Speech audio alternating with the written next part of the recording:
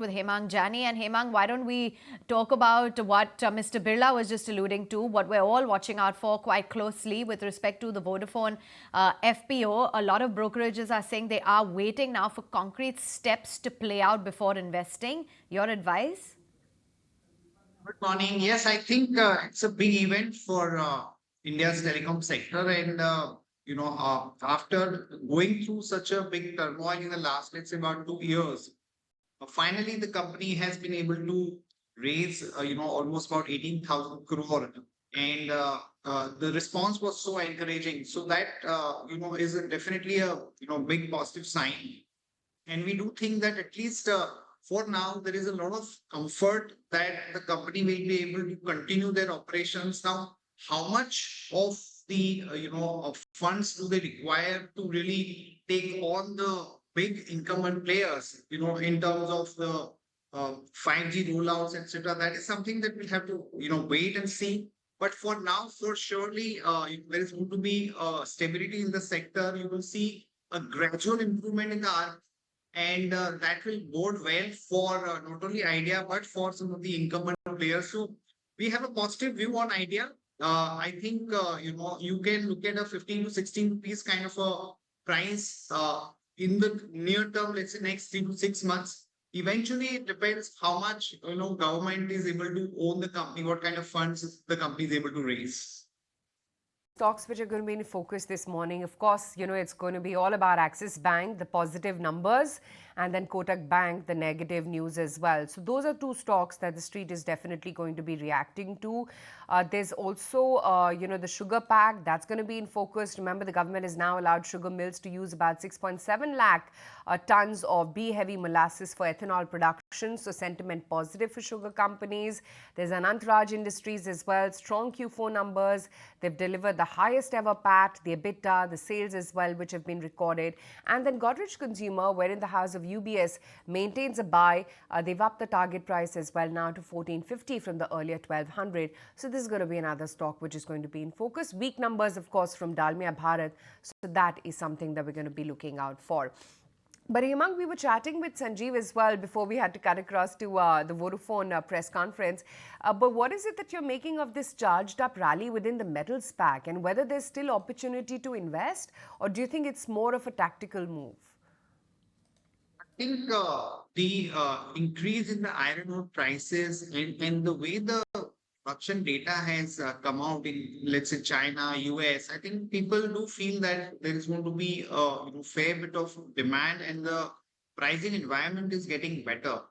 Now, this is a sector where, it's going to be a bit tricky. You have to play for a certain 10-15% kind of a move and again review the situation. So I think at least the near term, momentum and the overall, data points are suggesting to some improvement. So I think, something like a sale, NMDC, and some of the other iron ore, players, the smaller companies, let's say, those are the ones which will be the big beneficiary of this particular trend. One can really play for a 10, 12, 15% kind of a move, but take a guarded move, for a 10-15% kind of a positional trade. Kunal, do IT seems to be a no-brainer right now, even though LTI Mindtree, much like TCS, is indicating that the recovery is going to be, coming in FY25, and LTI Mindtree goes on to say that it's going to be in the first quarter itself. But the street is not really taking cognizance of the IT pack. I guess a lot of better opportunities available out there right now.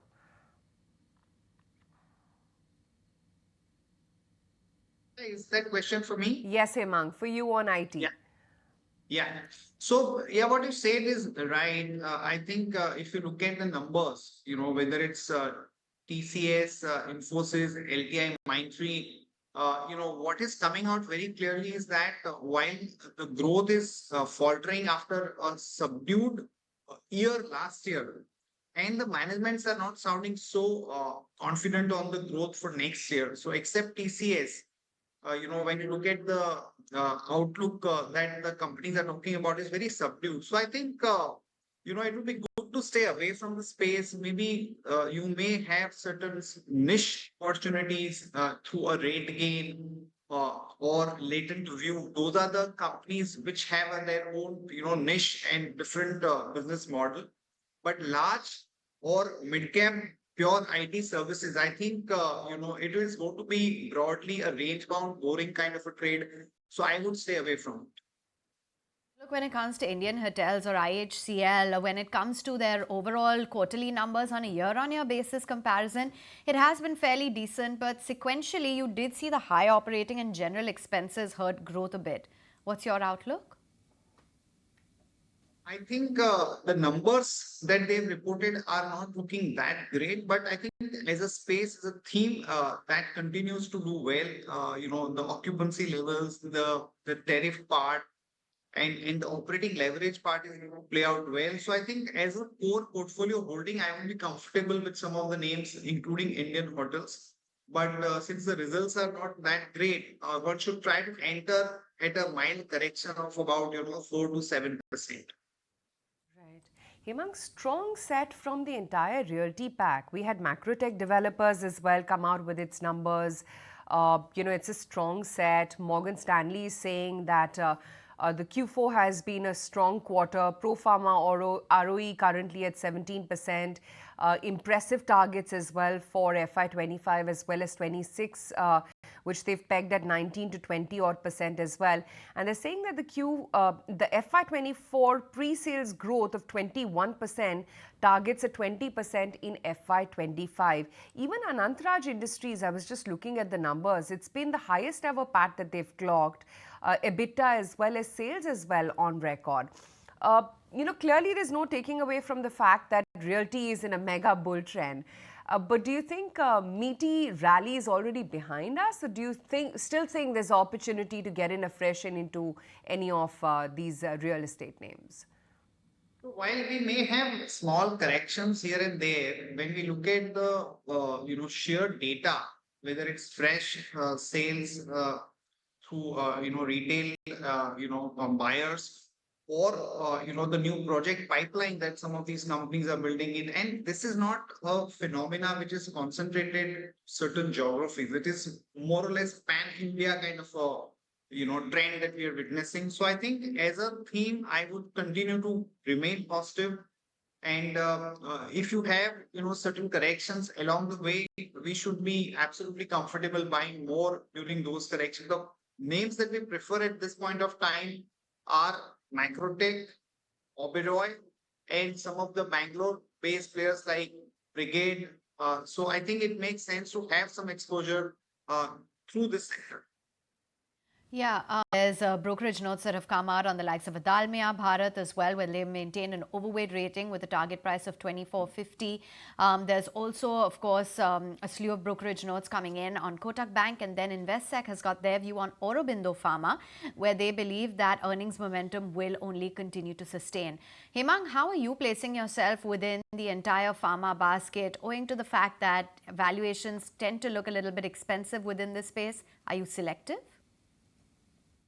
I think there is a little bit of correction in pockets like Sun Pharma, Dr. Reddy, and we think that surely the momentum is missing. The numbers, some of them are yet, delivered. So we would definitely be very specific there. But TVs is something that we like at this point of time. We think that next year is be extremely positive for TVs because of the fact that the new plant has gone operational and the product related issues which were there, let's say 12, 15 months back, those are behind.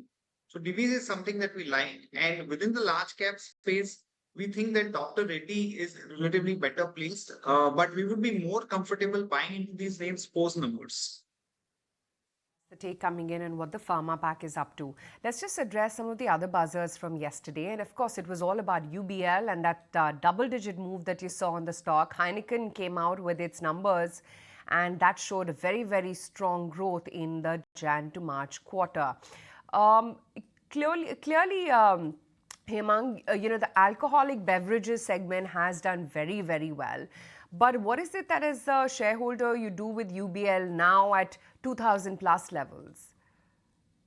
I think, the numbers the volume growth and the outlook on all the parameters, I think UVL did a great job. And I do think that wherever you see the companies, grabbing the market share and the growth is better than the consensus, we not mind, buying even at a slightly higher valuation. So one should surely hold on to it.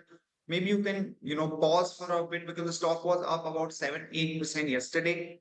I think Macawell is a bit of a disappointment, despite such a strong brand, and the fact that you also had a possibility of some sort of a trade treaty with UK, but it's not playing out. Sula also, I think, after the block deal has pulled off quite a bit. So, we would be more comfortable buying Sula if it crosses that, 575, 580 mark, those numbers. But yes, overall, on the space, we have a positive view. Will be that sort of, ripple effect on the rest of the private banking pack too? I mean, these are just the pre-open rates, but already it's looking a little alarming. I think Kotak Bank, if you look at the development, the fact that they will not be able to issue fresh credit cards, the business accounts for hardly about 4%. And HDFC Bank, Kotak Bank, both are coming out of a long period of underperformance. So maybe initial knee-jerk reaction, but I don't think it's going to be, a big correction beyond, let's say, 5 to 7% that one can really look at. In fact, that will present a great opportunity because, at some point we had some of these kind of actions initiated against, some of the companies, but, people tend to forget, and the company is able to take corrective steps. So I don't think it's going to be a long lasting kind of a negative for Kotak Bank as such. Thanks so much, Hemang, for joining in and sharing with us your outlook. We'll be watching out for that stock very closely. But here are some of the other top headlines we're tracking. If you like this video, then like, share and subscribe to ET Now.